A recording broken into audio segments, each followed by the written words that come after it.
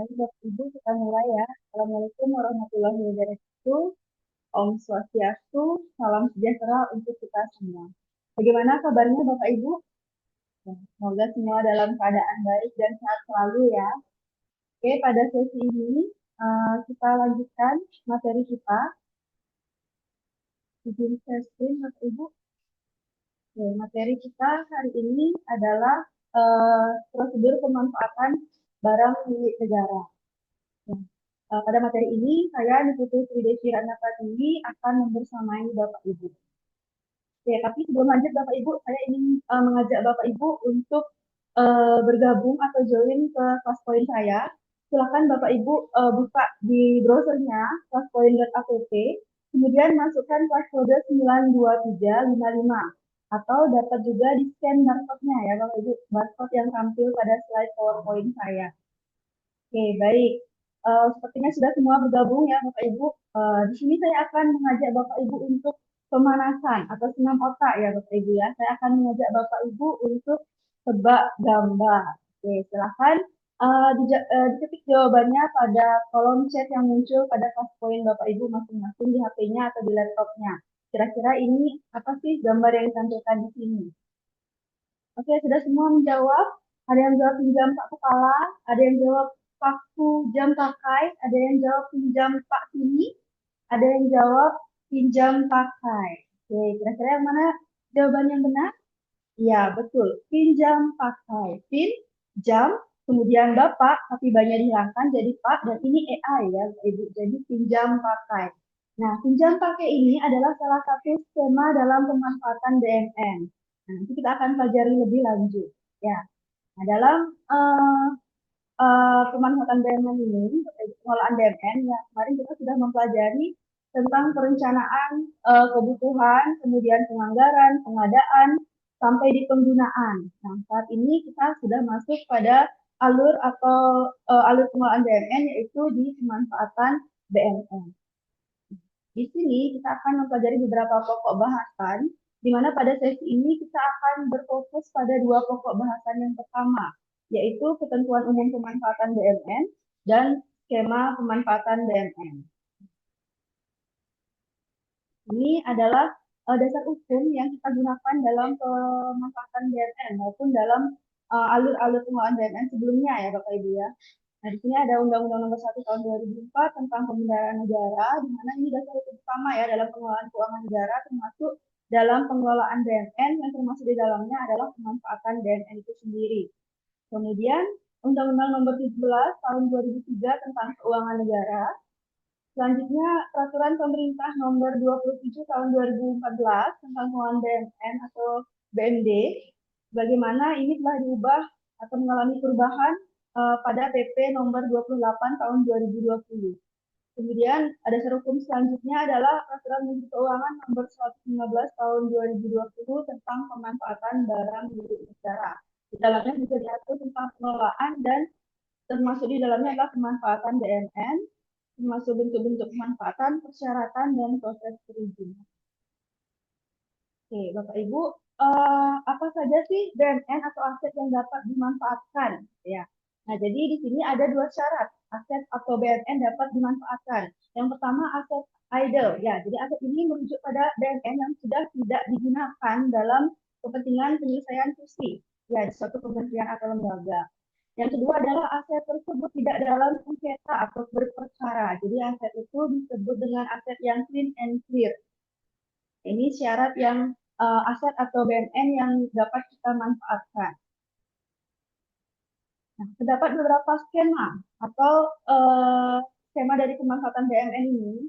Ya, hal-hal apa saja yang kita bisa lakukan dalam pemanfaatan BNN. Nah, ini ada dengan memanfaatkan melalui sewa. Kemudian ada kerjasama pemanfaatan atau KSP. Kemudian kerjasama penyediaan infrastruktur atau KSPI.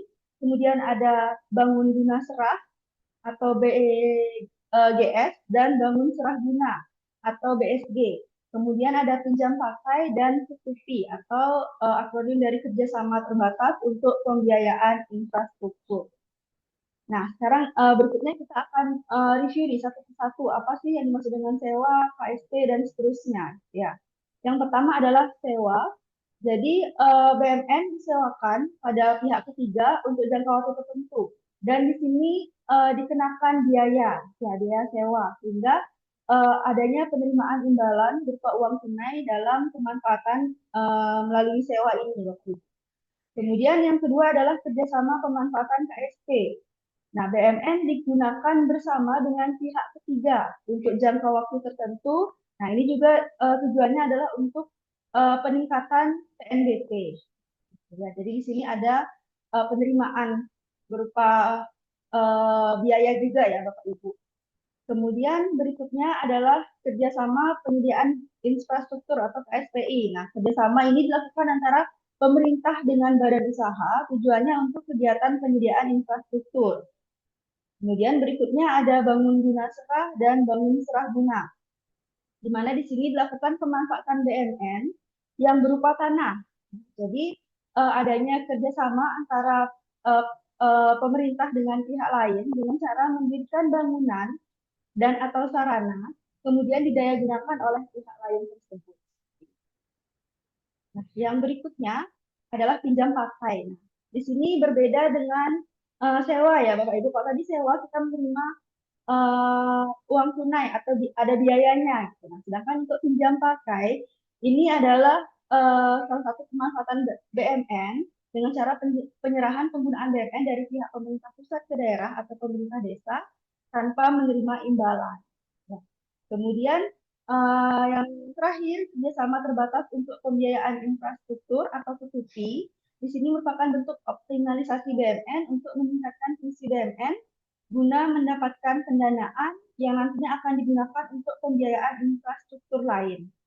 Jadi tadi ada dua ya tentang pembiayaan infrastruktur. Yang pertama adalah KSPI, yang kedua adalah P2P. Nah, di sini perbedaannya Bapak Ibu, jika KSPI ini itu pemerintah melakukan kerjasama dengan badan usaha untuk penyediaan infrastrukturnya. Nah, berbeda dengan P2P. Kalau P2P di sini pemerintah bekerja sama untuk menawarkan BMN yang akan dimanfaatkan oleh pihak lain, kemudian nanti hasil dari pendanaan atau pembiayaan yang diterima itu akan digunakan untuk pembangunan atau pembiayaan infrastruktur lainnya.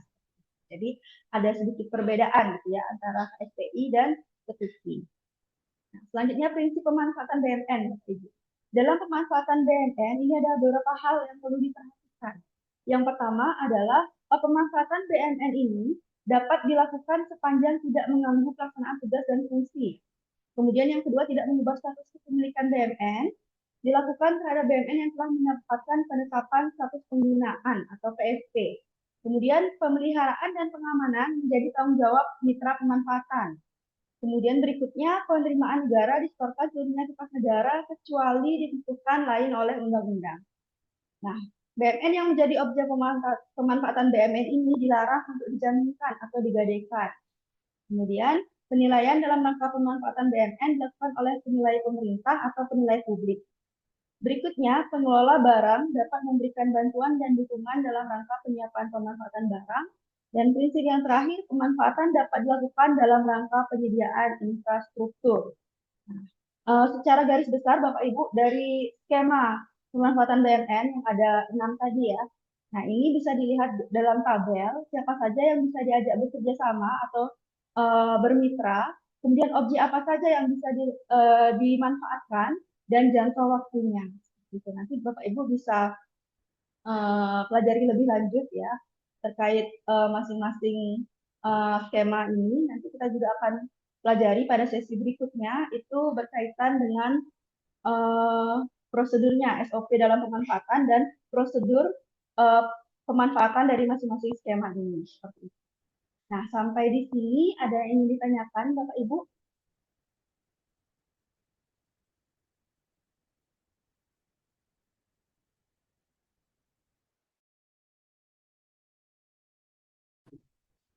Izin bertanya, Bu Devi. Ya, yang ingin saya tanyakan adalah dalam siklus pengelolaan BMN itu kan terdapat penggunaan BMN dan juga pemanfaatan BMN. Nah, sebenarnya apa perbedaan antara penggunaan dan pemanfaatan BMN tersebut, Bu? Demikian pertanyaan saya. Terima kasih. Baik, Bu Anggun menanyakan apa sih bedanya penggunaan dan pemanfaatan gitu ya. Nah, kita lihat kembali ke siklusnya Bapak Ibu. Ini memang terlihat mirip gitu ya, penggunaan dan pemanfaatan. Kita lihat di siklusnya. Kemarin Bapak Ibu sudah mempelajari tentang penggunaan ya di sini. Jadi ini memang terlihat terdengar mirip antara penggunaan dan pemanfaatan BMN, namun ini sebenarnya memiliki makna yang berbeda ya. Guna Bapak Ibu yang lain. Jadi penggunaan BMN seperti yang sudah Bapak Ibu pelajari di sesi sebelumnya, ini adalah kegiatan yang dilakukan oleh pengguna barang dalam mengelola dan menata usahakan BMN yang sesuai dengan fungsinya. Ya, jadi kata kuncinya di sini barang digunakan untuk penggunaan sesuai fungsinya. Ya, berbeda dengan pemanfaatan. Tadi di awal kita sudah membahas barang seperti apa atau aset seperti apa yang bisa dimanfaatkan. Nah, di situ ada kata kunci bahwa aset yang bisa dimanfaatkan adalah aset yang idle atau tidak digunakan lagi untuk keperluan fungsi. Jadi berbeda ya, penggunaan itu digunakan untuk atau sesuai dengan tugas dan fungsinya, sedangkan pemanfaatan itu aset dapat dimanfaatkan jika sudah tidak digunakan dalam fungsinya. Jadi dua hal yang berbeda. Itu ya Bu Anggun ya, dan Bapak Ibu yang lain. Baik, kita lanjutkan. Jika sudah tidak ada pertanyaan, Bapak Ibu, saya ingin mengevaluasi sedikit terkait materi yang kita sudah diskusikan bersama tadi. Gitu ya. Silakan Bapak Ibu kembali ke kelas poinnya. Saya ingin Bapak Ibu menjawab satu pertanyaan pada kelas poin tersebut.